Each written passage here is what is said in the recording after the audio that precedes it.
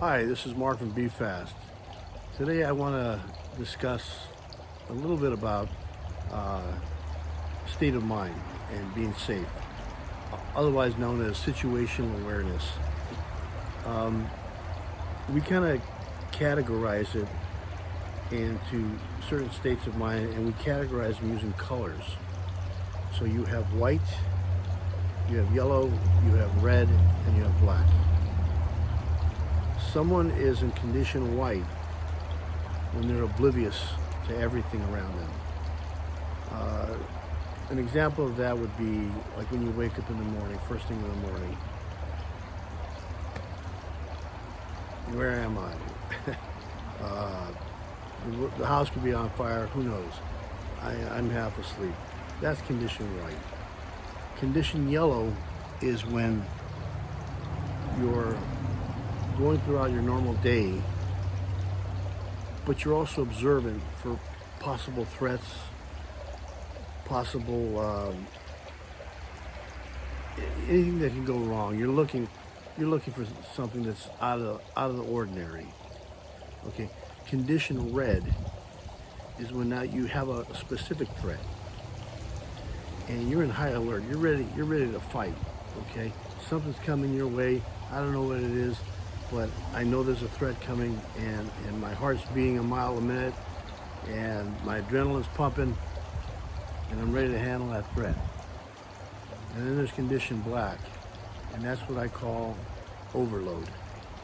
That's when you have too much coming at you at one time, and your mind just kind of shuts down. You can't function. You lost control of your emotions and your thoughts. You're in full-on panic mode. Okay, so obviously, other than when we wake up in the morning, you don't want to stay in condition white. And obviously, you don't ever want to get into condition black, because then you're no good to anybody or to yourself. Condition red, high alert. You can be in that state of mind, but only for a short while, and that's until the threat is gone. An example of a condition red is if there happens to be a fire. You're in a building and there's a fire, and you smell the smoke, the alarms are going off, and all you're thinking about is getting an exit, finding an exit, getting out of there. Okay, that's condition red. So you want to stay in condition yellow. You can do that all day. You don't have to be paranoid. Just be observant. It's called situational awareness. Every good police officer has that. And every person who walks in the same world that police officers and other people, firemen, are in, should also be aware and practice situational awareness. So, again, we'll start with condition white. There's two ways to get in that position. Like when you wake up in the morning. Another way, which I see all day long, is when people are on their cell phones, oblivious to anything and everyone around them. You now put yourself in condition white. Guess what bad guys are looking for? Yeah, people that aren't paying attention. Okay? When you're out in public, put your phone away. Check your text messages later. Or step off into a building, step off into your office or something. But don't be in public oblivious to everything around you, because you're now making yourself a target, because you cannot see what's going on around you. And so, situational awareness. I'm going to get into this much deeper, but I'm going to give you some little examples. I'll get in more details in another video. But it's sort of like when you go into a restaurant. Do you sit with your back towards the windows or facing the windows? After a while, when you become situationally aware of your surroundings, you're going to want to sit so that you're facing the windows, that you're facing the doors, so that if a threat comes in, You're aware of it immediately. Same thing when you go into, say, a restaurant or any building. One of the first things you should look for, where are the exits? Go sit near an exit. Where does that exit lead you to? Okay? Because if I'm in a restaurant and I see bad guys with weapons walking into the front door, I'm going out the back door. Okay? Calling 911, but I'm going out the back door. I'm not going to be caught off guard, not knowing who's coming in, who's a possible threat, and what are my avenues of escape. So whether it be in church, whether it be in a public building, in a restaurant, wherever you're at, when you come into an area, look at all the things that could be possible threats to you. And look at avenues of escape. Other simple things. You're driving your car. Lock your doors. The minute you get in your car, you start the car, lock your doors. Carjackers kind of embarrassing when they try to open your door and pull you out and the door's locked and you drive away. That's a bad day for a bad guy. Anyway, just little things. And we'll get into that, like I said, in another video. But just be aware that they are letting people out of prison. They are letting people out of jail. People are now, used to be felonies. They're writing them a ticket and sending them on their way. When you were on the freeway last, there were bad guys on that road. When you're in a crowded area, there are bad guys there, okay? Don't be oblivious to the fact that you have some predators out there. And you have to live your life carefully. Not paranoid, but carefully. You have to make yourself a hard target. I am an authorized official CCW permit training provider for the Orange County Sheriffs. And I think one of the most important things that I can express to someone who's learning is that you need to learn to not put yourself in a position where you're in danger. Okay? You're going to the store. It's the middle of the night. Okay? I kind of do my shopping during the daytime. Going to Walmart at 9 o'clock at night may not be a safe idea. But if you have to go, take a look in the parking lot. What do you see? Before you get out of the car, what do you see? Do you see someone watching you, watching the parking lot? Group of people hanging out? Okay.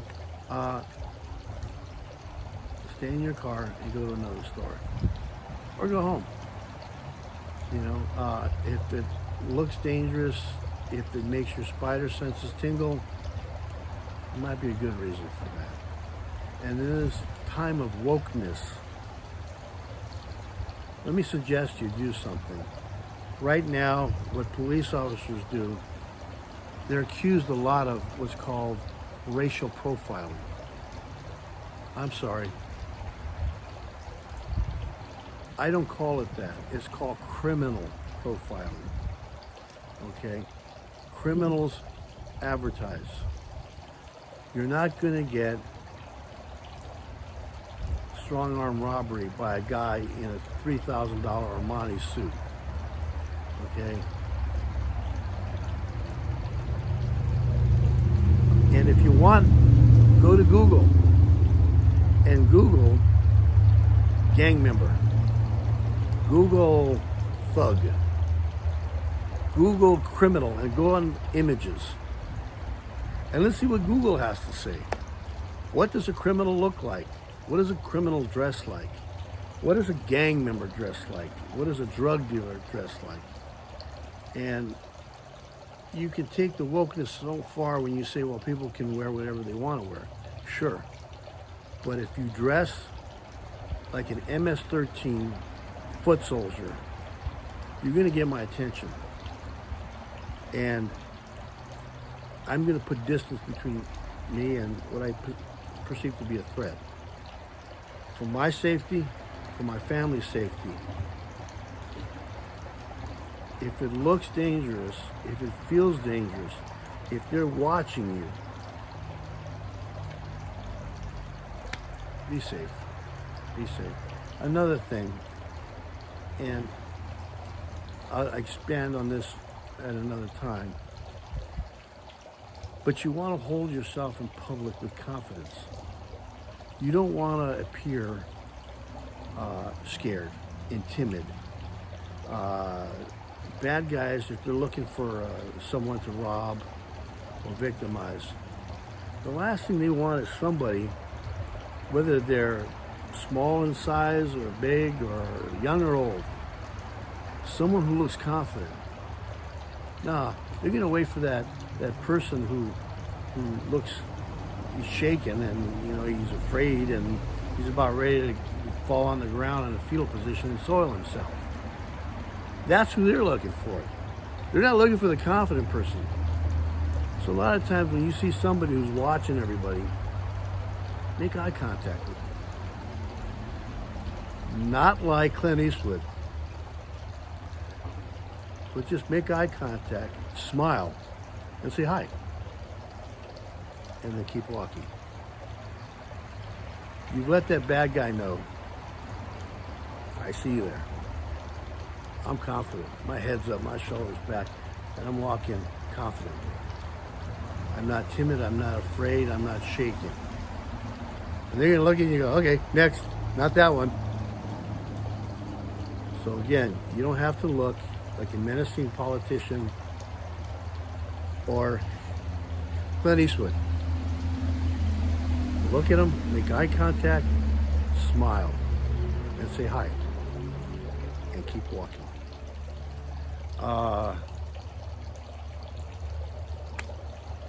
So much more that we're going to get into, and this is going to be some fun stuff. Not necessarily handgun stuff, because for that, hey, that's what I do for a living. I want you to go to my website, BeFastTraining.com. Only one T. BeFastTraining.com. BeFastTraining.com. Sign up. If you're an Orange County resident, you're good to go. I train new and renewals, so class sizes are limited. Look at my website, sign up today. As far as the videos are concerned, I'm going to place most of my emphasis on how to be safe in your everyday life. A regular person walking around. Okay? So thank you for your time. Remember, get your head out of your phone. Don't go to Chico's liquor store at 2 o'clock in the morning in South El Monte to get milk. There's better places to go. Okay? Don't knock on trouble's door. Trouble always answers. Okay? Be smart, be safe, and be fast. Talk to you soon.